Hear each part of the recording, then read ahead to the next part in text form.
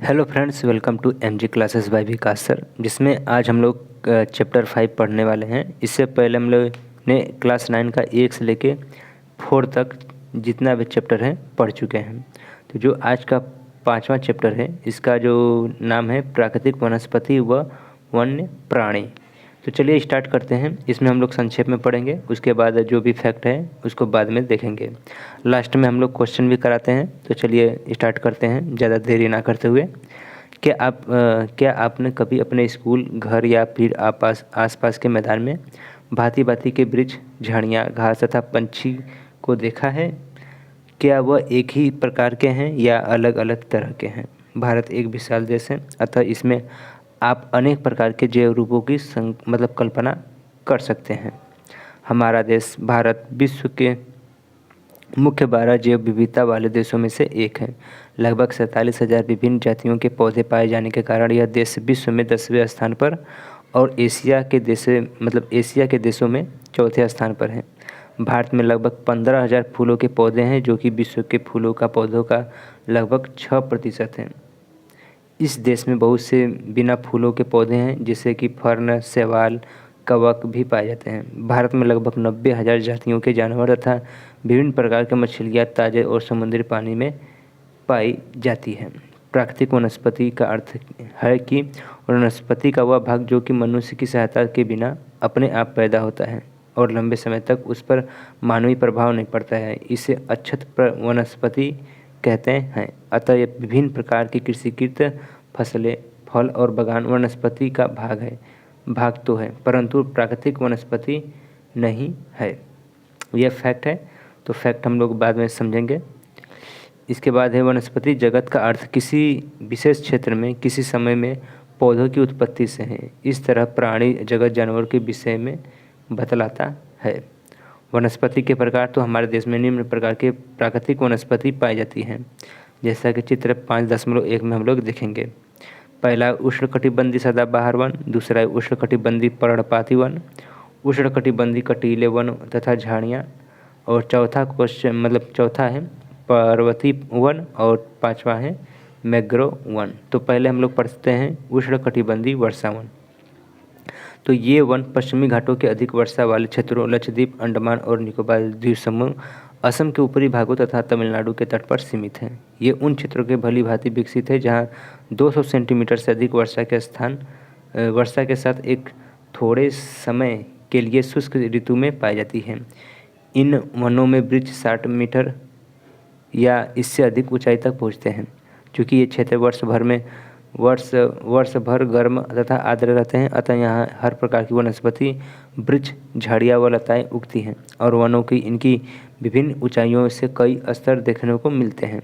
वृक्षों के पतझड़ होने का कोई निश्चित समय नहीं होता है, अतः यह वन साल भर हरे भरे लगते हैं।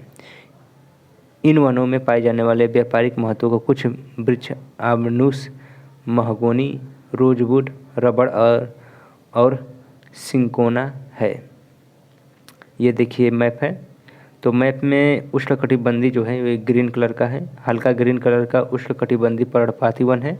तो जो ग्रीन कलर का है उष्णकटिबंधीय सदाबहार वन, ये देखिए पश्चिमी घाट के कुछ भागों में और पूर्वी घाट के कुछ भागों में पाया जाता है, जैसे कि महाराष्ट्र, कर्नाटक, गोवा, केरल में सर्वाधिक पाया जाता है। फिर इधर देखिएगा सदाबहार वन पश्चिम बंगाल, असम, अरुणाचल प्रदेश, नागालैंड, मणिपुर, त्रिपुरा, मेघालय, ये सब में जो कि सदाबहार वन पाया जाता है। जबकि जो मैंग्रोव वन है ये उड़ीसा के कुछ तटीय इलाके में और पश्चिम बंगाल के जो सुंदरवन डेल्टा है वहाँ पर मैंग्रोव वन पाया जाता है। इसके बाद है आपका उष्णकटिबंधीय कटीले वन। तो कटीले वन कहाँ पाया जाएगा? जहाँ पर उष्ण होगा, जैसे कि राजस्थान, पंजाब, हरियाणा, यहाँ पर गुजरात, इन राज्यों में कि कटीले पेड़, यानी इसे हम बोल सकते हैं उष्णकटिबंधीय कटीले वन पाए जाते हैं। जबकि उष्णकटिबंधीय पर्णपाती वन ये अधिकतर भारत में पाया जाता है। ये देखिए उत्तर प्रदेश के कुछ भाग, बिहार, झारखंड, छत्तीसगढ़, मध्य प्रदेश, ये कुछ राज्यों में पाए जाते हैं। तो सर्वाधिक उष्णकटिबंधीय पर्णपाती वन भारत में पाया जाता है। इसके बाद इन वनों में सामान्य रूप से पाए जाने वाले जानवर हाथी, बंदर, लेमूर और हिरण हैं। एक सींग वाले गैंडे असम और पश्चिम बंगाल के दलदली क्षेत्र में मिलते हैं। इसके अतिरिक्त इन जंगलों में कई प्रकार के पक्षी, चमगादड़ तथा कई रेंगने वाले जीव भी पाए जाते हैं। उष्णकटिबंधीय उष्णकटिबंधीय पर्णपाती वन, जो कि भारत में सर्वाधिक वन इसी कैटेगरी के पाए जाते हैं। तो ये भारत में सबसे बड़े क्षेत्र में फैले हुए वन हैं। इन्हें मानसूनी वन भी कहते हैं। और ये उन क्षेत्रों में विस्तृत है जहाँ 70 सेंटीमीटर से 200 सेंटीमीटर तक वर्षा होती है। इस प्रकार के वनों में वृक्ष शुष्क ग्रीष्म ऋतु में 6 से 8 सप्ताह के लिए अपनी पत्तियां गिरा देते हैं। जल की उपलब्धि के आधार पर इन वनों को आर्द्र तथा शुष्क पर्णपाती वनों में विभाजित किया जाता है। इनमें से आर्द्र या नम पर्णपाती उन क्षेत्रों में पाए जाते हैं जहां 100 सेंटीमीटर से 200 सेंटीमीटर तक वर्षा होती है। अतः ऐसे वन देशों के पूर्वी भागों, उत्तरी पूर्वी राज्यों, हिमालय के गिरिपद प्रदेश, झारखंड, पश्चिम उड़ीसा और छत्तीसगढ़ तथा पश्चिमी घाटों की पूर्वी ढालों में पाए जाते हैं। सागौन इन वनों में सबसे प्रमुख प्रजाति है। बांस, साग, शीशम, चंदन, रवेर, कुसुम, अर्जुन तथा शहतूत के वृक्ष व्यापारिक महत्व वाली प्रजातियां हैं। शुष्क पर्णपाती उन क्षेत्रों में पाए जाते हैं जहां वर्षा 70 सेंटीमीटर से 100 सेंटीमीटर के बीच होती है। ये वन प्रायद्वीपीय पठार के ऐसे वर्षा वाले क्षेत्रों उत्तर प्रदेश तथा बिहार के मैदान में पाए जाते हैं। विस्तृत क्षेत्र में प्रायः सागौन, साल, पीपल तथा नीम के वृक्ष जो है उगते हैं। इन क्षेत्रों के बहुत बड़े भाग कृषि कार्य में प्रयोग हेतु साफ कर लिए गए हैं और कुछ भाग में पशुचारण भी होता है। इन जंगलों में पाए जाने वाले जानवर प्रायः सिंह, शेर, सुअर, हिरण और हाथी हैं। विविध प्रकार के पक्षी, छिपकली, सांप और कछुए भी यहाँ पाए जाते हैं। कटीले वन व झाड़ियाँ हम लोग पढ़ लेते हैं। तो जिन क्षेत्रों में 70 सेंटीमीटर से कम वर्षा होती है वहाँ प्राकृतिक वनस्पति में कटीले वन तथा झाड़ियाँ पाई जाती हैं। इस प्रकार की वनस्पति देश के उत्तरी पश्चिमी भागों में पाई जाती है, जिनमें गुजरात, राजस्थान, छत्तीसगढ़, मध्य प्रदेश, उत्तर प्रदेश तथा हरियाणा के अर्धशुष्क क्षेत्र सम्मिलित हैं। अकासिया, खजूर, यूफोरबिया तथा नागफनी यहाँ की मुख्य पादप प्रजाति हैं। इन वनों के वृक्ष बिखरे हुए होते हैं। इनमें जड़ें लंबी तथा जल की तलाश के चारों ओर फैली होती हैं। पत्तियां प्रायः छोटी होती हैं जिनसे वाष्पीकरण कम से कम हो सके। शुष्क भागों में झाड़ियाँ और कटीले पादप पाए जाते हैं। इन जंगलों में प्रायः चूहे, खरगोश, लोमड़ी, भेड़िए, शेर, सिंह या फिर जंगली गधा, घोड़े तथा ऊँट पाए जाते हैं। अगला हम लोगों का है पर्वतीय वन। तो पर्वतीय क्षेत्रों में तापमान की कमी तथा ऊंचाई के साथ साथ प्राकृतिक वनस्पति में भी अंतर दिखाई देता है। वनस्पति में जिस प्रकार का अंतर हम उष्णकटिबंधीय प्रदेशों में टुंड्रा की ओर देखते हैं, उसी प्रकार का अंतर पर्वतीय भागों की ऊंचाई के साथ साथ देखने को मिलता है। 1000 मीटर से 2000 मीटर तक की ऊंचाई वाले क्षेत्रों में आर्द्र शीतोष्णकटिबंधीय वन पाए जाते हैं। इनमें चौड़ी पत्ती वाले ओक व चेस्टनट जैसे वृक्षों की प्रधानता होती है। 1500 से लेकर 3000 मीटर की ऊंचाई के बीच शंकुधारी ये देखिए पर्वतीय जो है, ये देखिए शंकुधारी वृक्ष है। तो शंकुधारी वृक्ष जैसे चीड़, देवदार, सिल्वर फर, स्प्रूस, सीडर आदि पाए जाते हैं। ये वन प्रायः हिमालय की दक्षिणी ढलानों, दक्षिणी और उत्तर पूर्व भारत के अधिक ऊंचाई वाले भागों में पाए जाते हैं। अधिक ऊंचाई पर प्रायः शीतोष्णकटिबंधीय घास के मैदान पाए जाते हैं। प्रायः 3600 मीटर से अधिक ऊंचाई पर शीतोष्णकटिबंधीय वनों तथा घास के मैदानों का स्थान अल्पाइन वनस्पति ले लेती है। सिल्वर फर, जूनिपर, पाइन एवं बर्च इन वनों के मुख्य वृक्ष हैं। जैसे जैसे हिमरेखा के निकट पहुँचते हैं वैसे इन वृक्षों का आकार छोटे छोटे होते हैं। अंततः झाड़ियों के रूप में के बाद वे अल्पाइन घास के मैदान में विलीन हो जाते हैं। इनका उपयोग गुज्जर तथा बकरवाल जैसे घुमक्कड़ जातियों द्वारा पशुचारण के लिए किया जाता है। अधिक ऊंचाई वाले भागों में मांस, लीचन, घास, टुंड्रा वनस्पति का एक भाग है। इन वनों में प्रायः कश्मीरी महामृग, चितरा, हिरण, जंगली भेड़, खरगोश, तिब्बती बारहसिंगा, याक, हिम तेंदुआ, गिलहरी, रीछ, आइबैक्स, कहीं कहीं लाल पांडा, घने बालों वाली भेड़ तथा बकरियां पाई जाती हैं। इसके बाद हम मैग्रोवन, जो कि पश्चिम बंगाल यानी फिर बंगाल की खाड़ी में यह सब उगते हैं। तो यह वनस्पति तटवर्ती क्षेत्रों में जहाँ पर ज्वार भाटा आते हैं तथा सबसे महत्वपूर्ण वनस्पति है। मिट्टी और बालू इन तटों पर एकत्रित हो जाते हैं और घने मैंग्रोव एक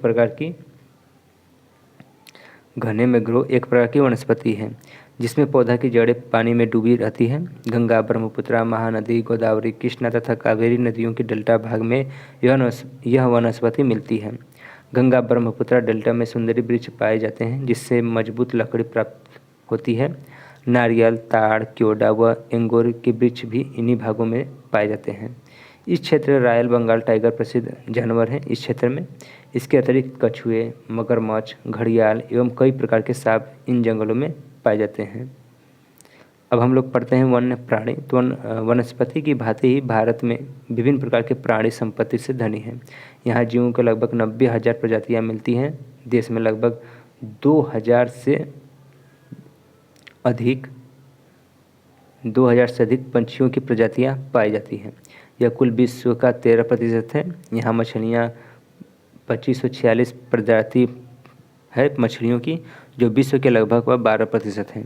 भारत में विश्व में 5 से 8% का उभयचरी सरीसृप तथा स्तनधारी जानवर भी पाए जाते हैं। स्तनधारी जानवरों में हाथी सबसे अधिक महत्वपूर्ण है। ये असम, कर्नाटक और केरल के उष्ण तथा आर्द्र वनों में पाए जाते हैं। एक सींग वाले गैंडे अन्य जानवर हैं जो पश्चिम बंगाल तथा असम के दलदली क्षेत्रों में रहते हैं। कच्छ के रण तथा थार मरुस्थल में क्रमशः जंगली गधे तथा ऊँट रहते हैं। भारतीय भैंसा, नील गाय, चौसिंघा, छोटा मृग तथा विभिन्न प्रजातियां वाले हिरण आदि कुछ अन्य जानवर हैं जो भारत में पाए जाते हैं। यहाँ बंदरों को भी अनेक प्रजातियां मिलती हैं। इसके बाद ये कुछ औषधि पादप हैं, तो इसको आप एक बार देख लीजिएगा। इसको पढ़ने की ज़रूरत अभी हमको नहीं है। तो इसके बाद हम लोग अगला पढ़ते हैं। अगला मतलब पॉइंट कि भारत विश्व का एक अकेला देश है जहाँ शेर तथा बाघ दोनों पाए जाते हैं। भारतीय शेरों का प्राकृतिक वास स्थल गुजरात में गिर जंगल में है। बाघ मध्य प्रदेश के झारखंड वनों, पश्चिम बंगाल के सुंदरवन तथा हिमालयी क्षेत्र में पाए जाते हैं। बिल्ली जाति के सदस्यों में तेंदुआ भी है। यह शिकारी जानवरों के मुख्य हैं। हिमालयी क्षेत्र में पाए जाने वाले जानवर अपेक्षाकृत कठोर जलवायु को सहन करने वाले होते हैं, जो अत्यधिक ठंड में भी जीवित रहते हैं। लद्दाख के बर्फीले ऊंचाइयों में याक पाए जाते हैं, जो गुदेदार सींगों वाला एक बैल जैसा जीव है जिसका भार लगभग 1 टन होता है। तिब्बती बारहसिंगा, भारल, जंगली भेड़ तथा कियांग भी यहाँ पाए जाते हैं। कहीं कहीं लाल पांडा के कुछ भाग भी मिलते हैं। तो नदियों, झीलों तथा समुद्री क्षेत्रों में कछुए, मगरमच्छ और घड़ियाल पाए जाते हैं। घड़ियाल मगरमच्छ की प्रजाति का एक ऐसा प्रतिनिधि है जो विश्व में केवल भारत में पाया जाता है। भारत में अनेक रंग बिरंगे पक्षी पाए जाते हैं। मोर, बत्तख, तोता, मैना, सारस तथा कबूतर आदि कुछ पक्षी प्रजातियां हैं जो देश के वनों और आर्द्र क्षेत्रों में रहते हैं। हमने अपनी फसल जैव विविध पर्यावरण से चुनी है, यानी खाने योग्य पौधों के नीचे से हमने बहुत सी औषधि पादपों का प्रयोग कर उनका चुनाव किया है। दूध देने वाली पशु भी प्रकृति द्वारा दिए बहुत सारे से जानवर से चुने गए हैं। जानवर हमें बोझा ढोने, कृषि कार्य तथा यातायात के साधन के रूप में मदद करते हैं। इनमें सांस व अंडे भी प्राप्त होते हैं। मछली के पौष्टिक आहार मिलता है, पर बहुत से कीड़े मकोड़े फलों और वृक्षों को परागण में मदद करते हैं और हानिकारक कीड़ों पर जैविक नियंत्रण रखते हैं।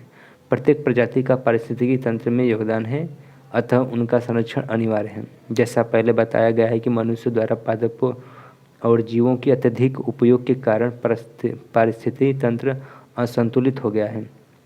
लगभग 1300 पादप प्रजातियां संकट में हैं तथा 20 प्रजातियां विनष्ट हो चुकी हैं। काफ़ी वन्य जीव प्रजातियां भी संकट में हैं और कुछ विनष्ट हो चुकी हैं। पारिस्थितिकी तंत्र के असंतुलन के कारण लालची व्यापारियों को अपने व्यवसाय के लिए अत्यधिक शिकार करना है।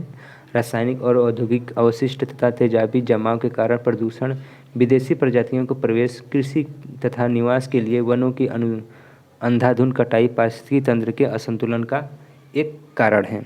अपने देश की पादप और जीव संपत्ति सुरक्षा के लिए सरकार ने कई कदम उठाए हैं, जैसे देश के 18 जीव मंडल निश्चय स्थापित किए गए हैं। इनमें से 12 सुंदरवन, नंदा देवी, मन्नार की खाड़ी, नीलगिरी, नारकेक, ग्रेट निकोबार, सिमलीपाल, पंचमढ़ी, अंचनकर, अमरकंटक, अगस्त्यमलाई, कंचनजंगा और पन्ना की गणना विश्व के जीव मंडल के निश्चित निश्चय में की गई है।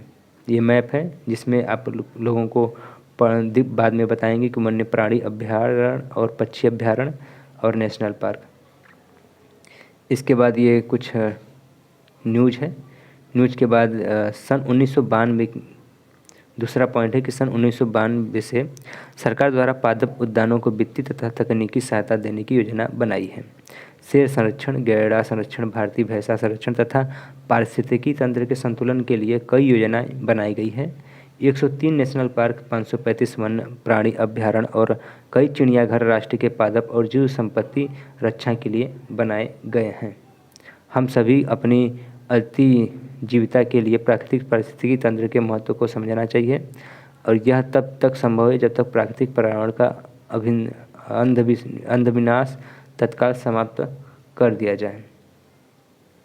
ये 18 जीव मंडल है, जिसमें पहला है सुंदरवन, मन्नार के खाड़ी, नीलगिरी, नंदा देवी, नारकेक, ग्रेट निकोबार, मानस, सिमलीपाल, दिबांग, डिब्रू सैखोवा और अगस्त्यमलाई, कंचनजंगा, पंचमुड़ी, अचकमर, अमरकंटक, कच्छ, ठंडा रेगिस्तान, शेष अचलम और लास्ट में पन्ना है।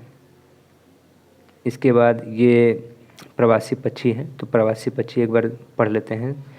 भारत के कुछ दलदली भाग प्रवासी पक्षियों के लिए प्रसिद्ध है। शीत ऋतु में साइबेरियन सारस बहुत संख्या में यहाँ आते हैं। इन पक्षियों का एक मनपसंद स्थान कच्छ का रण है। जिस स्थान पर मरुभूमि समुद्र में मिलती है वहाँ पर लाल सुंदर कलगी वाली फ्लेमिंगो हजारों की संख्या में आती है और खारे कीचड़ में ढेर बनाकर उनमें घोंसले बनाती है और बच्चों को पालती है। देश में अनेक दर्शनीय दृश्य में से यह एक भी है कि आप हमारी कीमती धरोहर नहीं है।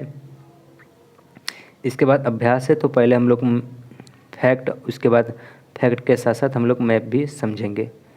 तो चलिए फैक्ट इसमें पढ़ते हैं। तो पहला फैक्ट है कि वह वनस्पति जो मूल रूप से भारतीय है उसे हम देशज कहते हैं, लेकिन जो पौधे भारत के बाहर से आए हैं उन्हें हम विदेशज पौधे कहते हैं। इसके बाद अगला फैक्ट किधर, ये देखिए पर्वतीय वन है और ये मैंग्रोव वन है, कटीले। और अगला फैक्ट है कि भारत जीव सुरक्षा अधिनियम सन 1972 में लागू किया गया था। इसके बाद ये मैप है, तो ये मैप में आपको बताया था कि जो रेड कलर का दिखाया है ये वन्य प्राणी अभ्यारण्य है और ये स्टार में जो हल्का स्काई कलर का दिखाया गया है ये पक्षी अभ्यारण्य है, जबकि जो ट्रायंगल में दिखाया गया है ये नेशनल पार्क है।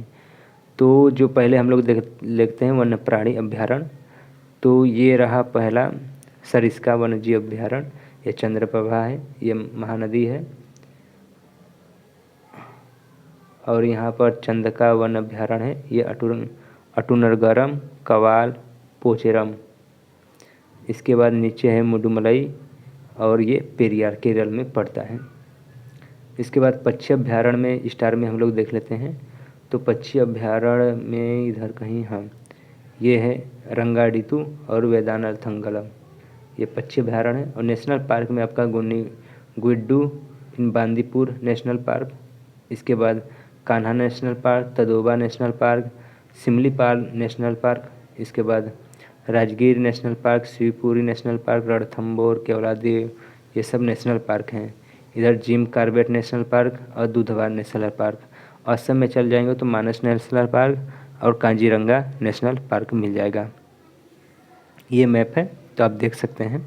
ये जो रेखा जो भारत के बीचों बीच गया है इसे हम कर्क रेखा बोलते हैं। 23 डिग्री 30 मिनट के अक्षांश पर गया होगा। इसके बाद अगला मैप देखते हैं। ये कुछ न्यूज है, हाँ, और इसके बाद अब कुछ फैक्ट वैक्ट नहीं है। तो अब क्वेश्चन है अभ्यास में कि रबड़ का संबंध किस प्रकार की वनस्पति से हैं? तो इसे आप कमेंट बॉक्स में कीजिएगा क्वेश्चन और आंसर मतलब कीजिएगा। सिनकोना के वृक्ष कितनी वर्षा वाले क्षेत्र में पाए जाते हैं? शिमली जीवमंडल नीचे कौन से राज्य में स्थित है? और भारत में का कौन सा जीवमंडल निश्चय विश्व की जीवमंडल निश्चयों में के लिए किए गए हैं? फिर से दोहरा दे रहा हूँ कि भारत के कौन से जीवमंडल निश्चय विश्व के जीवमंडल के निश्चयों के लिए किए गए हैं। फिर इसके बाद संक्षिप्त में जो प्रश्न पूछा गया है पहला कि भारत में पादपों तथा जीवों का वितरण किन तत्वों द्वारा निर्धारित की जाती है? और जीवमंडल निश्चय में निश्चय से क्या अभिप्राय है तो 2 उदाहरण दीजिए। और तीसरा क्वेश्चन है कि कोई 2 वन्य प्राणी के नाम बताइए जो कि उष्णकटिबंधीय वर्षा और पर्वतीय वन में मिलते हैं। तो ये रहा कुछ क्वेश्चन और इसका आप लोगों को जवाब देना है अपने मन से। इसमें पूछा है कि उष्णकटिबंधीय वर्षा वन का चित्र बनाइए, मानचित्र। उष्णकटिबंधीय पर्णपाती और 2 जीवमंडल नीचे भारत की उत्तरी दक्षिणी पूर्वी और पश्चिमी भागों में, इसका मैप के द्वारा आप समझ सकते हैं। तो फ्रेंड्स आज के लिए बस इतना ही, क्योंकि आज जितना भी था हम लोगों ने पढ़ चुके हैं। इसके बाद जो अगला क्लास होगा वो क्लास 6 होगा। हमको लगता है कि ये लास्ट क्लास होगा, क्लास 6। इसके बाद क्लास 10 का हम लोग पढ़ेंगे, मतलब कि कक्षा 10 का जो NCERT जियोग्राफी होगा वो भी हम लोग जल्द ही कवर करेंगे। तो मिलते हैं नेक्स्ट वीडियो में नेक्स्ट टॉपिक के साथ। तब तक के लिए वीडियो को लास्ट तक देखने के लिए आपका धन्यवाद।